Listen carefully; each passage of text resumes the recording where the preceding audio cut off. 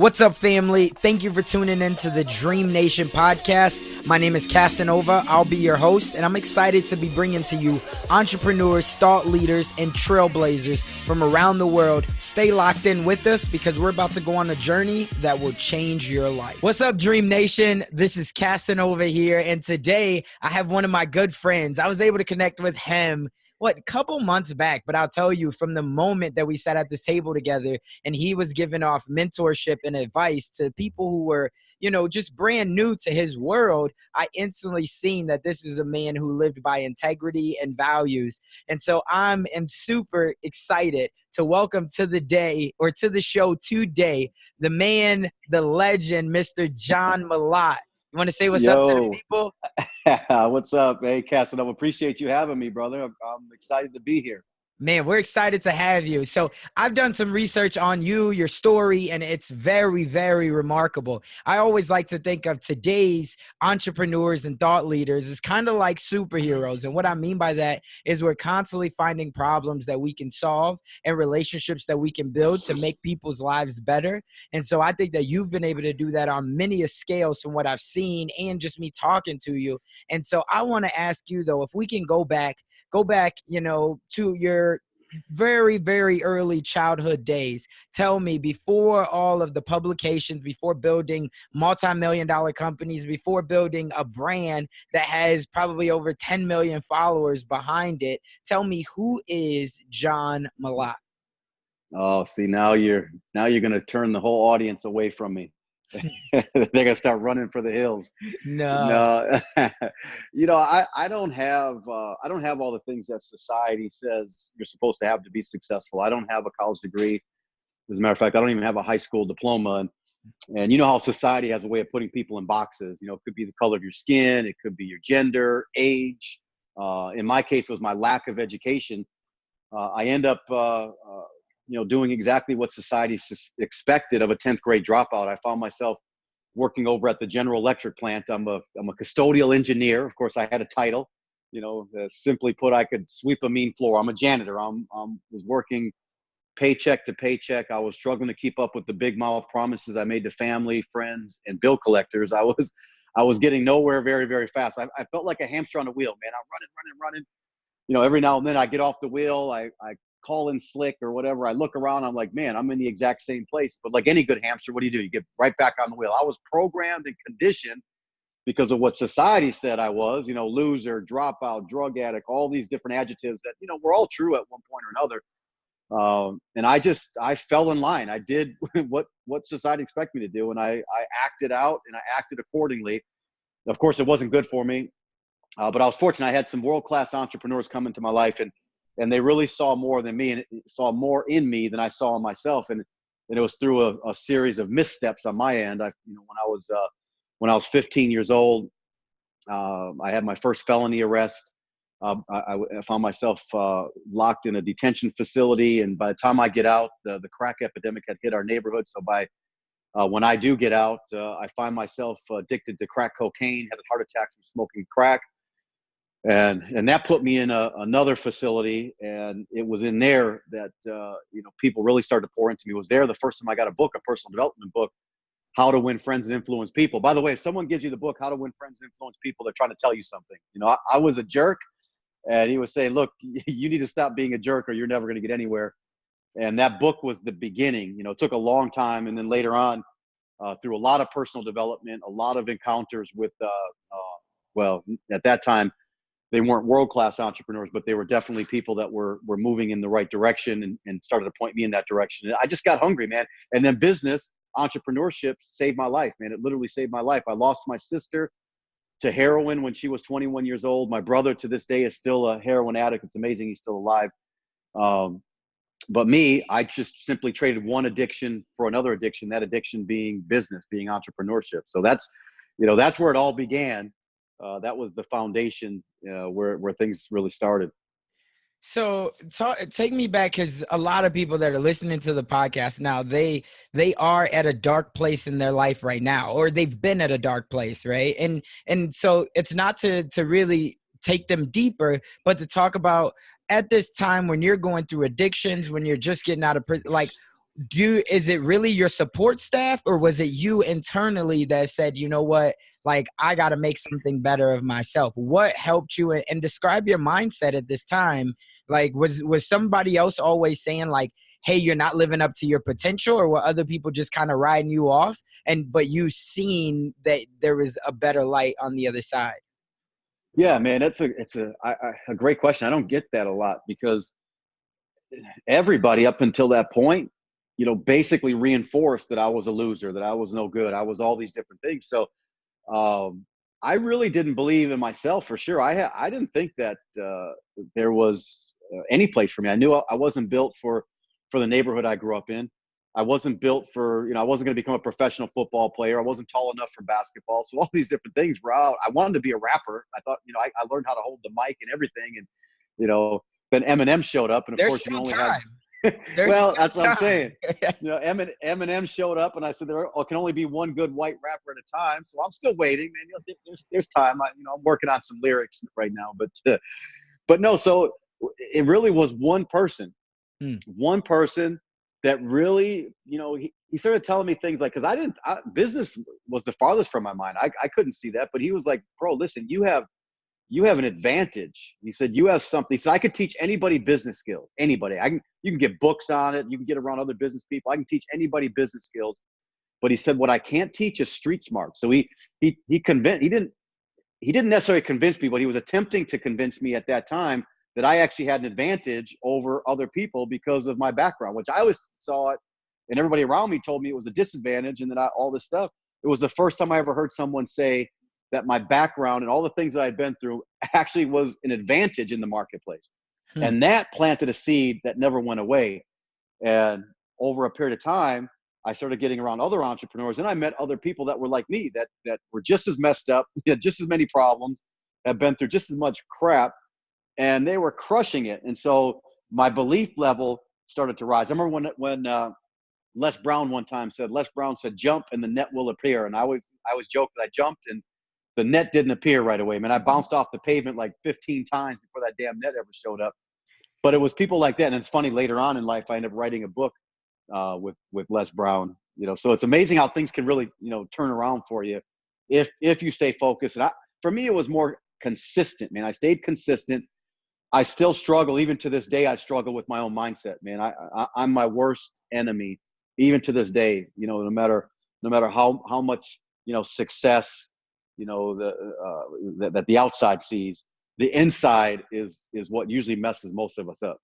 Absolutely. And I would agree. So much of the time people have these dreams, but they can't get out of their own way to be able to turn them into a reality, whether that means discipline, whether that means perseverance, or whether that means just, building relationships, because we all feel like, especially when we first start our own business, that we got to do everything ourselves. And so that's a great transition, because I want you to talk about, so it went from me, because I know, or at least I would imagine, when you have these addictions going on, you're only thinking about yourself, and a lot of other people are maybe saying things like you're selfish. But then as you start to build businesses, you now got to build relationships. Where did that shift for you? Was it all from the book, How to Win Friends and Influence People? Or was there some other people that said, look, John, we got these business opportunities. What are your thoughts? Can we partner together?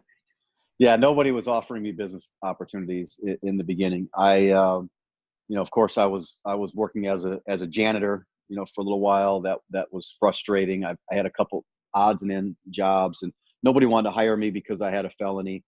But nobody wanted to hire me because I was a high school dropout. Nobody wanted to hire me because I was so rough. There was a time I couldn't speak, without cuss words flying. Now today, I guess it's cool to cuss every other word, but when you're trying to get employment, if you went in an interview and you were cussing, you were pretty much guaranteed. But I would try to catch it. It was already too late. It was already gone. But I was rough, man. I was a mess. I wouldn't have hired myself. So I don't hold these. I don't hold anything against these people that didn't want to hire me.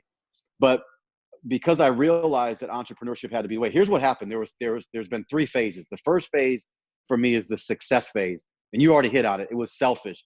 I had to get out of that neighborhood. I had to get out of debt. Now I have a daughter, and it's like she cannot grow up in this environment. I had to make the changes. So it was all personal. Success. I had to get successful. The second phase was significance. After achieved a level of success. As a matter of fact, my ego got out of control for a little while because, I didn't understand. I remember I had a $15,000 month one time and I thought I was the man. And I had a mentor of mine said, look, man, you forgot where you came from. And once you forget where you came from, you're on your way back. He said, you better humble yourself, get yourself back in the game, or you're going to end up back where you were. I didn't want to go back. So I listened and eventually humbled myself again. And then today I laugh because $15,000 would be, a bad day or a week. But it's interesting, the perspective. So significance, which is about adding value to others. So my next stage became not about me. What I caught on through new mentors that came in my life, people like Jim Rohn, really started to show me that there was my ability to help other people get what they want would be the big transformation for me. And I had a billionaire mentor named Paul J. Meyer that came in my life later on. God rest his soul. Paul J. Meyer he wrote tons of books, but his whole life was about giving. He was in his 80s. He was still climbing mountains, scuba diving, and he was still working like crazy. He said he worked for selfish reasons. He worked to give the money away. He was giving 100% of every dollar that he was making.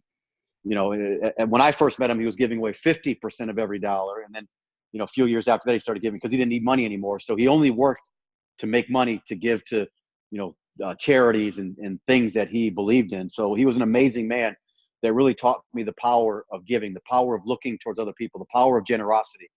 And so then the final phase, you go success, significance. The final phase is legacy. And I feel like I'm heading into that legacy phase where, I want my children's children to talk about. I have it, a tattoo on my arm that a good man leaves an inheritance for his children's children. And it's not just about money. It's forget the money. That everyone can see that and everyone gets hyped on that. But the real stuff is what you leave up here. I've got empty books. I'm moving, so I'm packing up a whole bunch of my journals. I got bookshelves filled with empty books that I filled myself. Wrote in about who I am, what I really am, that type of thing. And that stuff I think is really what the next, the final phase for me is that legacy. Got it. So that's a nugget in itself right there. We all start out and we're thinking about ourselves. We got that selfish, but then we got to figure out how can we be successful? How can we live out our true purpose and go after the dreams? And then the second thing is significance. How can you change someone else's life so then you can bring them with you? And the last thing is as you started to change lives and you started to be able to make money, but at the same time control more of your own time and leave a bigger impact, now you start to live for your legacy. Am I getting that right? Man, I think that's it. When you're young, it's okay to be a little selfish. I mean, when you're a baby, you got to be selfish. You're crying and wanting, you want your diaper changed, want your bottle. So there should be some selfishness. It should be some inner, thinking. But at some point, you got to graduate. You got to move to the next level. I got to remember that. I'm definitely writing that one down. That's amazing right there. So let's talk about the Build Your Empire brand, because that's something that a lot of people know you for. And if they don't know you for it, they definitely know the brand and the partnership that you've created with that and the lives and movement that you've created. How did that all come about? This really ties in for me to the second part of the significant phase and the legacy phase. So when my partners and I decided to push forward with the Build Your Empire brand, it was all about developing entrepreneurs, showcasing world-class entrepreneurs, but at the same time, developing and bringing up the next generation of world-class entrepreneurs. So it was always for us about creating an incubator, creating a place where we can just pour into, the new entrepreneur. Like it didn't exist for me. That type of thing, that type of training wasn't around when I was first coming up, because it was always go to school, get a good job. And if you didn't go to school, you weren't going to get a good job. If you got an F, you're a failure, you're no good. And now you're going to be a bum. And that was pretty much it. Entrepreneurs, of course, they were there. They were, America, but yet everybody was against them. So when you broke out from the employee mindset, from the college mindset, and decided to become an entrepreneur, they were throwing rocks like crazy. Now they still do, but it's different today because you can become a rock star. Entrepreneurs are the new rock stars. Right. So there's a lot more positivity around it. We've had enough economic downturns where the educated people, were the first ones to get clipped. It used to be the blue collar workers got clipped in the downturns. This last one, man, it was the educated people. It was, the teacher. I mean, when you got government jobs, were lost. When nobody was immune to it, things started to shift when people started to realize, look, you better have a side hustle. You better, figure out entrepreneurship. You better figure out a way to use some technology today to bring some extra money in. Right. I had friends of mine that had PhDs that weren't working anymore and were waiting tables. These were highly educated people. When you're seeing doctors and lawyers were done, I mean, no one was lawyering because there was no business happening. It was slim time. So it changed. So we had a shift that allowed entrepreneurship to become, to the forefront. And I love it. There's never been a better time to be an entrepreneur. So Build Your Empire was about let's showcase, let's develop, let's build, let's teach, how to become an entrepreneur. That's why I started my mentoring program, my summer mentoring program, which starts on the 26th, go through September 15th. I just pour into the rising, the new entrepreneur, all the different things from someone who's been there and done that, not someone that read a book or watched some crap on YouTube and is now going to try to create a course or, something, to Right. convince you should do this stuff. So, And so go ahead. I Go was ahead. going to say my pet peeve you'll catch pretty quick is those that don't do that teach drives me nuts. But anyways, that's another topic. Yeah, and we definitely can get into that. One thing though, I want to make sure that we circle back on is you came from absolutely nothing and you created and you built your own empire. You said many a times that you had these mentors, billionaires and super successful people. The fact that you could not, because where a lot of people struggle is they feel like they don't have a degree or they don't have value to be able to give to a mentor. So they're like, okay, well, this person's never going to work with me. What was your angle to being able to get these mentors early on when you didn't have a lot to necessarily pour into them? For me, I'll tell you what happened. Network marketing, multi-level marketing. A lot of people don't realize Jim Rohn, probably one of the greatest philosophers to ever live. His millions and millions were made in network marketing. And I was fortunate that I connected with some people that were connected to Jim Rohn in a network marketing company. To me, I didn't understand. I didn't know what network marketing, multi-level marketing, none of that didn't mean anything to me. All I knew is that these guys were super nice, and they were telling me I could come every week to this hotel room, and they were teaching entrepreneurship basically, and then they told me they had a product that I could go out and sell, and they didn't care about my background or my education or anything. They just said basically, hey, if you can sell this product, we're going to pay you this for doing it. And by the way, if you want to build a sales team, uh, we'll pay you for doing that too. And I was like, what? Right. Nobody would ever do anything like that. So what I loved about multi-level marketing is it gave me the ability to do what nobody else would allow me to do. I remember applying for American Express. I wanted to be a sales guy for American Express in their financial planning division. They laughed at me. And the dude told me straight up, basically, they made me take some weird tests and basically told me that I should stick with janitorial services, that I would never make it in that arena. And what that did though is it drove me, because I'm still pissed about that today. But thank God they didn't hire me, because I probably would have been stuck in a cubicle, for years and years, Right. trying to work towards a 401k or a pension or something. But because they did that to me, when these guys opened up this idea of me to go out and build a sales team, you mean I could be a manager?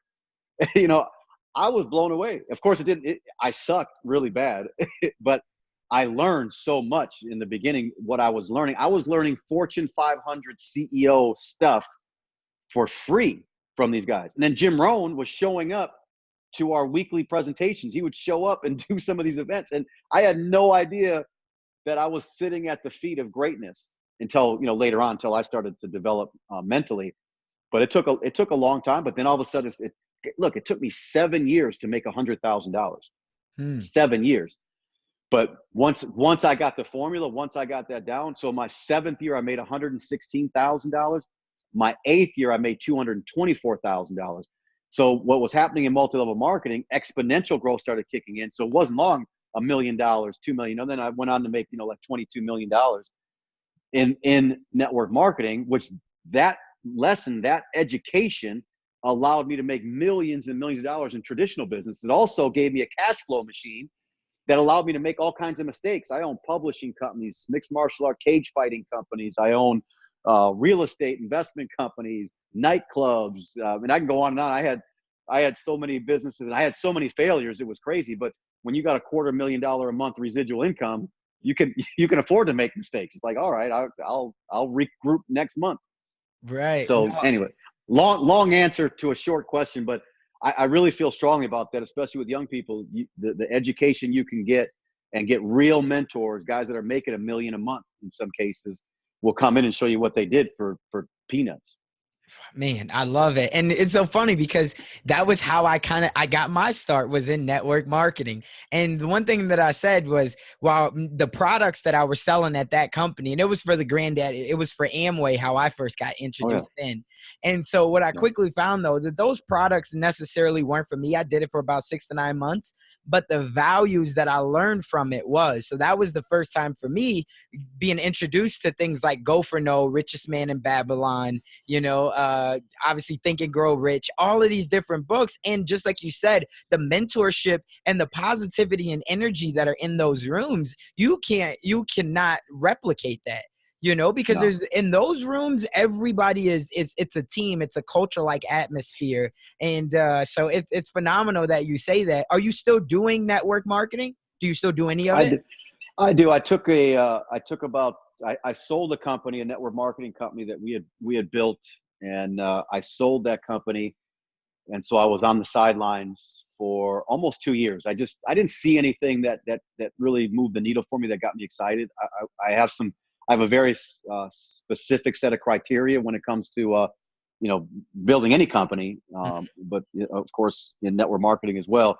I just wasn't finding anything that met all the boxes checked. And then in January of this year, I found something that for me all the boxes checked, and I jumped in. You're And gonna let us know what it is? I mean, you built them, you yeah, seen them. What yeah, should of we be course. looking at?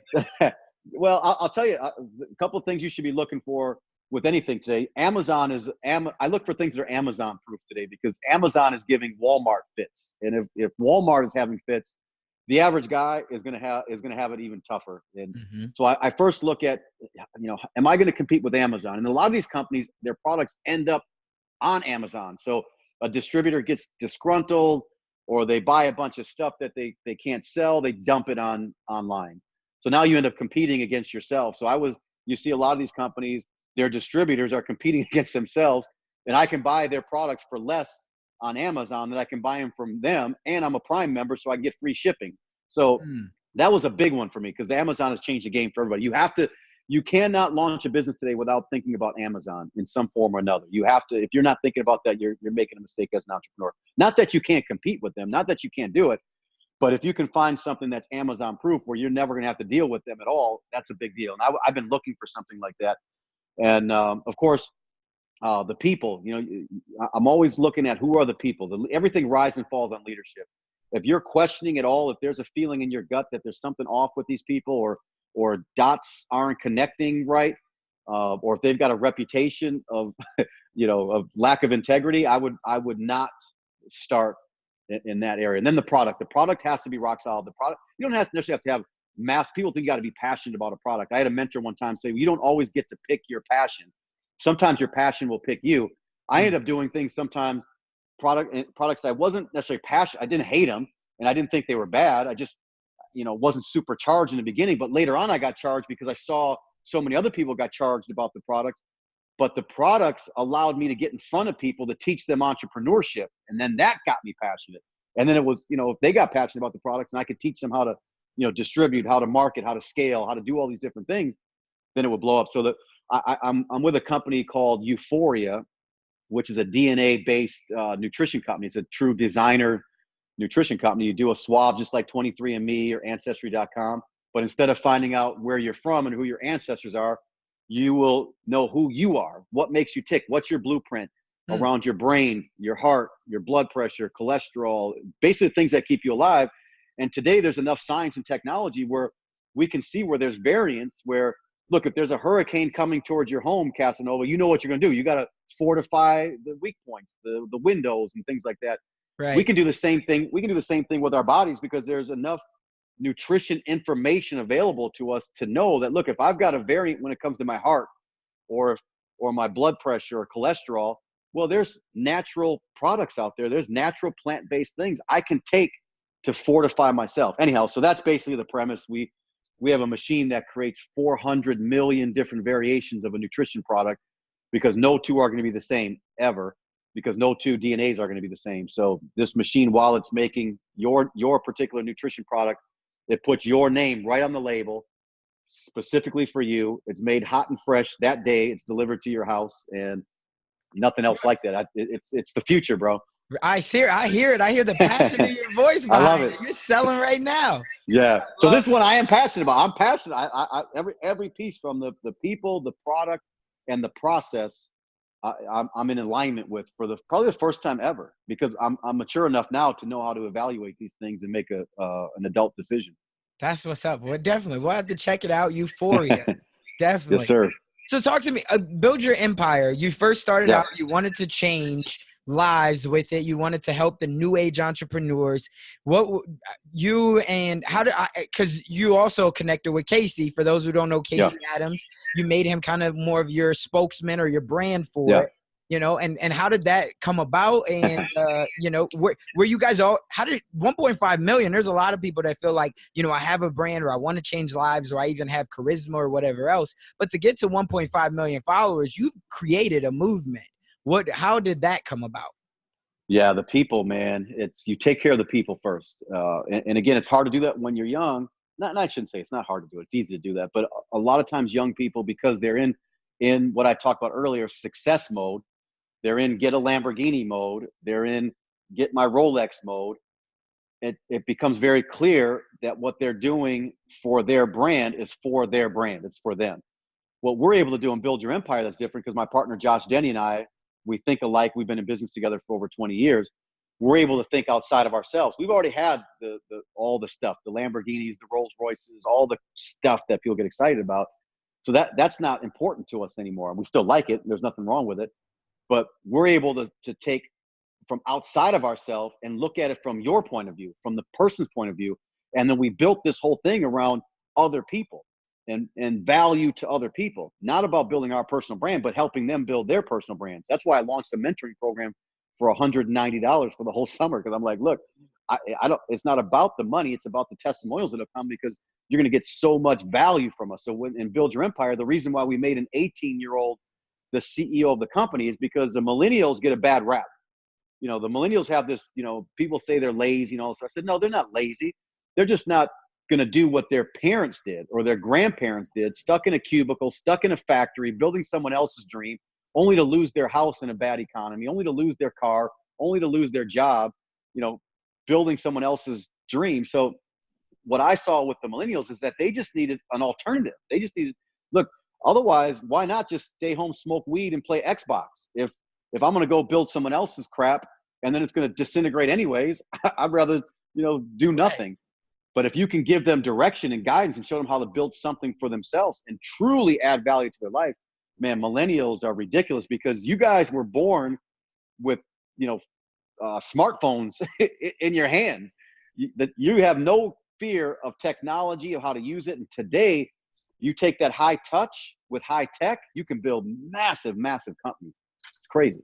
So out of everything that you've learned, tell me what's the number one thing that you look back on right now and you say, I wish I would have took heed sooner, or I wish I would have implemented this sooner? What's one thing you wish you would have, changed earlier on?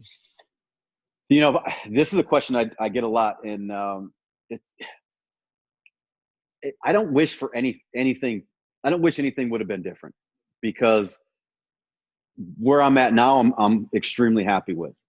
And I feel like I had to go through all these different things. I had to make dumb decisions. I had to make I had to look. I would tell you that I would have been humbler. I don't know if that's a word or not. I would have been humbler sooner. I know there's kind of a little bit of a movement today that there's kind of, you shouldn't be humble. I think it's a big mistake, because I'll tell you what will happen, and what happened to me, and what will happen to people that are not humble. When you're not humble, and you're crushing it out there, and people see you're crushing it, so they're going to look up to you, and they're going to praise you and think you're great and tell you how great you are. That's going to happen for sure. The challenge is, at some point, the economy is going to shift again. I've been through a few downturns. When you're humble and the economy shifts, people will show up to open up doors and help you figure out the next move. When you're not humble and the economy shifts, even though those people praised you and told you how great you were, they're going to quietly close that door on you. They're not going to help you find another. You're going to be on your own alone. They're going to scatter like cockroaches. So I would tell you that I would have been humbler a lot sooner. I would have humbled myself down much faster than I did. And it's hard sometimes because look, you get on so many stages, and a warning to anyone that ends up on a stage speaking or doing big things at all, or even halfway big things today. They're going to praise you. They're going to tell you how great you are. And the worst thing you can do is believe them. Once you start to believe your own press, you're heading towards your downturn, in my opinion. No, and that's so many people are putting on events nowadays, and with social media, just like you said, it's easy to paint this picture where it looks like you're crushing it, even if you're not. So what that means is a lot of people are going to come out of the woodworks and try to tell you how much you're crushing it, and then you start to live a life that isn't true to your own values, and because you want more and more, it becomes like an addiction, influence. And then, it can go bad because just like you said, once you hit a downturn, those people will go away because it's kind of just like being a jock and having the women. The moment that you break your leg or the moment you can no longer play sports, they're out. Done. That's exactly, that's a great analogy. It's exactly the deal. Yeah, no, I love it. So in building companies and everything that you've done, what's been something that I always like to know what's something in the beginning that you thought was pretty risky, but you still made the jump and you're glad you did nowadays because it paid off. I got this weird, when it comes to risk, I think I'm missing the fear. I'm missing that fear piece that a lot of people get. Almost everything I've done has been would be considered risky. I mean, first off, you're an entrepreneur. You're already risky. Your mother is probably already warning you, be careful, people fail. If you've ever joined network marketing, everybody's lined up to throw rocks at you because people fail in those things. So that's taking a risk. But for me, probably the real estate company. I had a real estate investment company, and that was probably the biggest risk. We were doing lots and lots of no money down stuff. That's when you could do it. I think we helped create the real estate bubble, but we were doing lots of. I bought a Carlton Sheets no money down real estate program, and I worked that program every single day exactly the way they said to do it in the course. Didn't happen, exactly the way they said it would, but I was determined, man, and we built a pretty large real estate company, and we had a lot on the line, and there were some months that I didn't eat so well in the early days, and had put everything I had in, all the energy, time, effort, money, into building this real estate. But it eventually got pretty big. And then it's funny because my partner, after years of us having this real estate investment company that ended up doing pretty well, we had massive cash flows coming from this thing, because we were buying tons of hood properties, properties in neighborhoods most people didn't want to be in. But those were our neighborhoods. Those were the neighborhoods we knew, and we could get them. We could, they were affordable, but they were big cash flow properties. So we had, cash like crazy from these properties. But eventually, the economy collapsed and the real estate bubble collapsed. My partner bought me out before that happened. And people thought that I knew something, looking back, people thought, oh, he was smart. What a brilliant guy.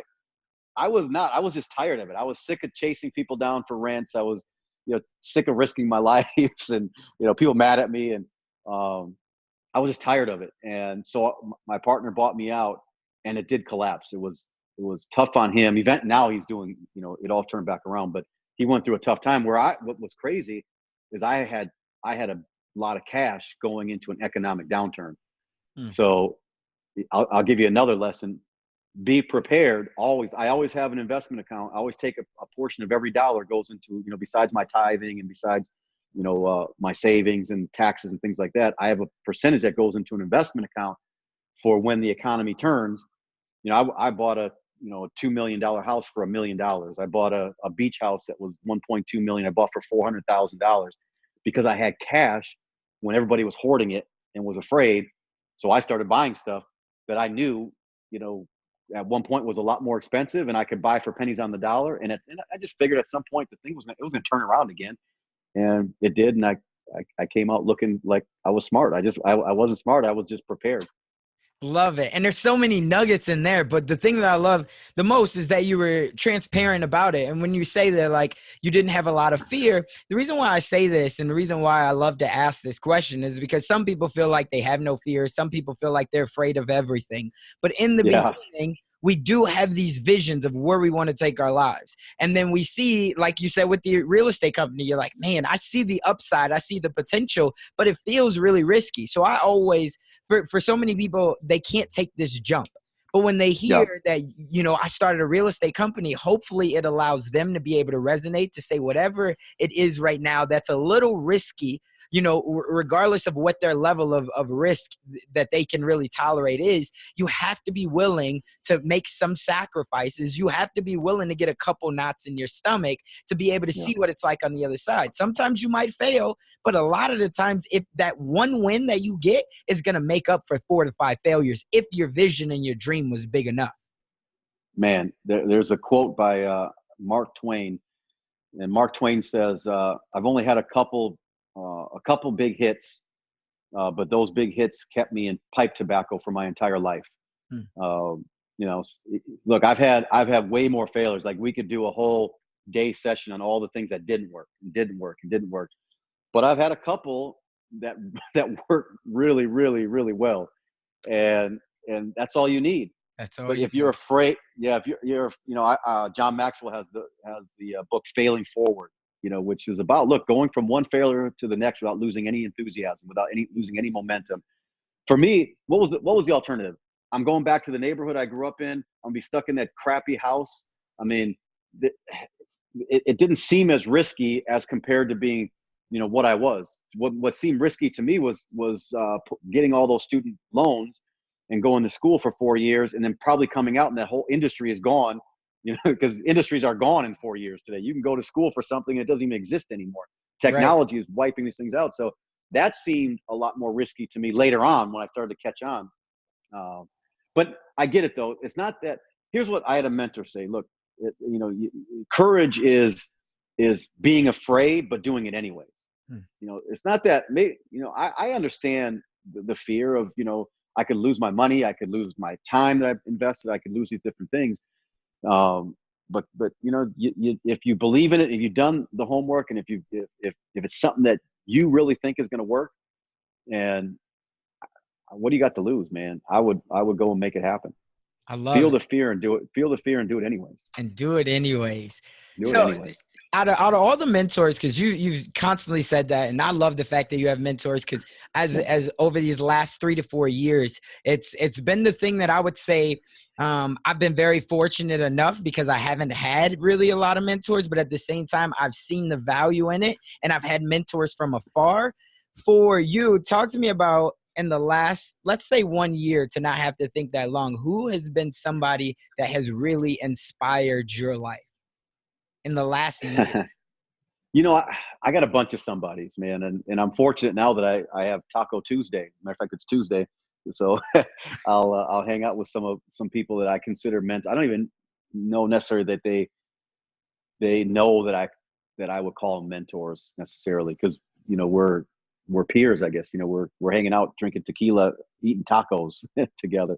Um, but a bunch of people, guys. David Meltzer Mm. has Shout been out to been Dave. We just had him on the podcast a couple episodes ago. Yeah, David for sure is a powerhouse mentor of mine currently. Brad Lee, who's my buddy. I love Brad Lee. He's my brother. Um, I've learned a lot from Brad Lee and what he does, his style. I got a good friend who is younger than me, Josh Snow. If you don't know Snow, you will at some point. This dude's got $100 million company. His business partners. He's got, the Kardashians use his product. He's got this Snow teeth whitening thing. He's killing the oral care game. He's taking Crest and Colgate and these big old established dogs that haven't changed in forever. He's bringing new fresh life to this thing, and he's just smashing it. So I have Josh Snow. I got a good friend, Cody Grandadam.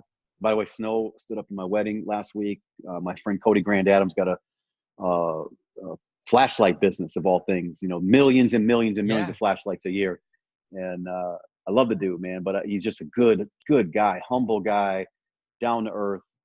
People like that I like to be around. Then I got a good friend, Casey Thompson, who is a gambling machine, connected to DraftKings and online poker and all these different things, is just next level entrepreneur. So I got a lot of these people, and then I've got spiritual mentors, my guy Travis Hearn, Todd Baffo, and Andre Wadsworth. So, I got mentors for everything now.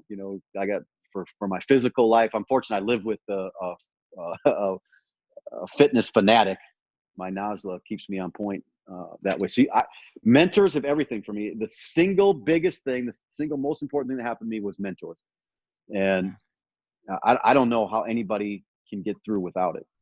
I love it. And I love the fact that you said, there are your peers, because that's something that I've been very fortunate as well, is just who you surround yourself with. If you surround yourself with people who want to get somewhere in life that they haven't already been, that means that they're going through their own challenges, and then they're going to help you along the way, because you both are, while you're on your own journeys, you're kind of going through the same path, right, to get to your destination so you can understand it. It's just like, again, sports. Yeah. We're both on two different teams, right? But at the same time, we're trying to get to the same path, so we understand that in the summertime, here's the type of work and that work ethic that we got to put in. No doubt. I love No that. doubt. My boy Josh Denny too. That he's been my partner for 20 years, and his mentor, partner, friend, all the above. So anyway, I just wanted to say that. Yeah, love it. And what's the best book or podcast that you've listened to in the last, let's even say 6 months, that we should know about because it's been impactful on your life? I'm hooked on drama and Murphy's what's it called, group chat podcast. Yeah. I've listened to it a couple of times. I think they do a great job. Like, that's how I get my news now. I don't really watch the news, or I don't go out of my way to get the news, but that's how I get my news now, through the group chat podcast. It's entertaining. It's got some energy to it. It's relevant. I like getting the different takes. I think they do a great job. We just did an event with Drama, Build Your Empire, Young and Reckless event in LA that was just off the hook. And we're going to do another one here soon. But I like those guys. I like that podcast. I just unpacked my shelf. I've been going through all these different books. So it's funny that you say that. I went back and I read Outliers by Malcolm Gladwell. Yeah. Oh, yeah. Lots and lots of nuggets in there. And a book I'll tell you everybody should read that nobody talks about is a book called Atlas Shrugged by Anne Rand. And it was written in the 50s. It's a big book. It's a 1,000-page story about what would happen if the entrepreneurs stopped being entrepreneurs. And it's an interesting, and I think it's as relevant today as it was in 1950. Got it. But anyhow. Wow. I love it. Love it. Yep. So you've given us so many nuggets, so much inspiration, and this has been phenomenal, just as I thought it would be. I decided to do this because I started buying all these different packages, courses that people were selling, and I was so disappointed. And some of the stuff was thousands of dollars, and then masterminds that were $20,000-$30,000 per weekend. People were calling me up saying, ask me questions. I said, didn't you just go to a $30,000 weekend? And they're like, well, we didn't get that. I'm like, man, for $30,000, they should have been at your house cooking you breakfast too. Right. I'm amazed at some of the there's a lot, don't get me wrong, there's a lot of good stuff other people have been there, but there's a lot of crap out there. And so what I decided to do is give people personal access to me for the summer for $190. I was gonna do it for free at first, but I'm like, then you know what's gonna happen? Half the people won't even get on the first, they won't even get on the call. Right. But I'm gonna give them my cell phone number, and we're gonna go into it. And I'm only doing it in the end. I'm doing it because I want to create crazy stories. That's been my claim to fame. Even when I started building network marketing, it was always about building stories, building people up so you have stories. No, stories help get more people and brought more people to the table that created more stories. So I want to pour into a bunch of people, help them thrive in whatever they want to thrive in, whatever their business is, or maybe help them identify a place where they should be operating, and teach them the skills, step A all the way through step Z on what to do. And so I'm excited about this. At first I was Yeah. like, oh, I'm taking on a big project, but I'm going to do it, man. We're gonna do it, and I think we're gonna change some lives. I think because I do things in 90-day runs. So for me, a good 90-day run, I can change my whole year in 90 days. Hmm. And I used to run. I'd run for 90 days, and I would take off for 90 days. I'd run for 90 days and take off for 90 days. So I'm going to do this 90-day run, and I'm going to hold people accountable, and I'm going to hold myself accountable inside this group. And together, we're all going to advance. We're going to do a 90-day run through the summer, because the summer distracts people. So I'm going to help distract them from the distractions of the summer to keep them focused, take market share in the summertime, and then you have all the rest of the year to go and play, do whatever you want to do. So anyhow, that's what I got going on. And I that's love it. And what's John. the name of the program? I just call it John Malot's summer mentoring program. The website is John dash Malott.com. Got I it. believe. Yeah. I And just I was click. I gonna just send a link over. I was gonna say I originally saw it because you put it on your Instagram stories. Yep. And that was what I Yep. was gonna ask next is for anybody who wants more information on it, where can they contact you? Where can they Yeah. find you at? Go to my Instagram. That's where I put a lot of content out between my Build Your Empire page, and then my personal page is at John.Malott, Malott. That's one L, two T's, John Malott. Love And it. I respond to everybody, by the way. So anyone that ever direct message me, even if you put a comment, I do it all personally. I don't have a team doing this for me. I just think that again, high tech, high touch is critical. Most people miss one of them. They're either way too much high touch and they don't have the high tech, or they're all high tech and they don't have the high touch. I'm trying to bring some balance to that. I love it. Love it. So the last thing that I always like to leave with is there's somebody out there that's listening right now that's been inspired, that loves your story, but they still have that little voice in their head. And or it could be their family or friends or whatever it might be that says that they're not strong enough, they're not smart enough, they don't have enough resources. What's the one thing you tell that person so they can just take action? You know, resources, you have the resources because the resources are here. And that this is where I was mixed up. I believe because I wasn't born in the house with the Rolls Royce in the garage that it was never going to happen for me.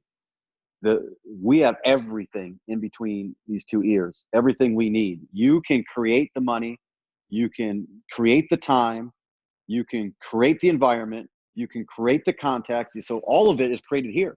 Now this takes time, and I'm telling you, I had Paul J. Meyer before I even had a chance to meet him. He had these affirmation cassette tapes that Mhm. I used to listen to, and it was telling me it was designed to kind of like reprogram, push all the negative crap that was stuck in my head, and put new stuff in. It just kept telling me over and over, I am this, I'm this, I'm great, I like myself, and it's weird. So it was corny, and I felt weird doing it. But I'm telling you, man, the stuff worked. I started to believe this nonsense. I went from believing I was a loser, no good, lack of resources, all this stuff, to starting to believe, no, I am somebody. I can do this. I can make this happen. I am a magnet for money. I am attractive to, when you're single, the opposite sex. I am attractive, to the right business partners, all these different things. You create that. You decide in the end. And that's hard for people to get. But if you practice that enough, you're going to trick yourself into actually starting to believe that you're somebody. And once you believe you're somebody, the doors start opening up for you, because doors open up for people that are somebody. I love it. Well, I want to be the first one to kick off this thank you train because I've learned so much today, and it's been inspiring to see you build this, build your empire, and to see where you came from, losing it all and then getting it all back again. And now you're still on the legacy journey, changing more people's lives, just like I know that you're going to do with this coaching and mentor program over the summer. And I can't wait to hear all of the success stories that you have from this. So thanks again. And is there any final thoughts that you want to leave the people with? No, I'll just tell you, man, Casanova, you're doing the right thing, brother. We need more people like you that are putting out a positive message. It's not hard to find critics. It's not hard to find negativity. It's not hard to find all the bad and to point out, we live in a society today that disrespect has become cool and all this nonsense. I appreciate what you're doing, brother. We need more guys like you. And I believe by you doing this, you're going to continue to raise up, more people that think like you, that want to inspire, help people get to the next level, and are doing it. It's not like you're getting paid to do this. So you're doing this, for unselfish reasons, which is the beginning of significance and then on to legacy. So I love it, bro. Thank you. I love it as well. Thank you as well. I look forward to having you on the show again. As always, if you've gotten anything out of this episode, reach out to me. Let me know. Facebook, Instagram. I'm always on Instagram. Or leave me a review, especially if you have iTunes. I would love to get a review. I would love to hear your feedback. It'll keep me knowing that I am giving value out and that you love these episodes so I can keep bringing more and more and more. My goal is to just serve each and every one of you all. I know that there's questions. I know that there's a lot of doubt. There's a lot of worry. But at the same time, we're dreamers. And what that means is there's a lot of excitement. And as long as we can take some action with some tactical tips, I know that that means that we can turn our dreams into reality. And that's all I'm trying to do. So I'll see you on the next episode. I appreciate you listening again. And as always, remember, in the dream we trust.